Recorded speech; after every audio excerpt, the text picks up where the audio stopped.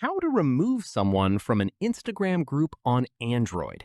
This tutorial shows you how to kick someone out of a group chat in just a few steps. First, open the Instagram app on your Android device. After that, tap on the message icon at the bottom of the screen. From there, find and open the group chat you want to manage. At this point, tap on the group name or the members icon at the top of the chat. From there, you'll see a list of all the members in the group. Find the person you want to remove and tap on the three dots. At this point, a small menu will pop up from the bottom of the screen. Tap on Remove User from Group. After that, a confirmation prompt will appear. Tap on Remove to confirm.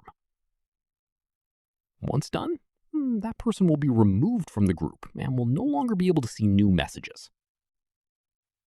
Finally, keep in mind that only the group admin can remove members. If you don't see the Remove from Group option, you may not be the admin of that group. That's it. If this helped you remove someone from an Instagram group, give it a like, subscribe for more Android tutorials, and tap the bell icon for updates. See you in the next one.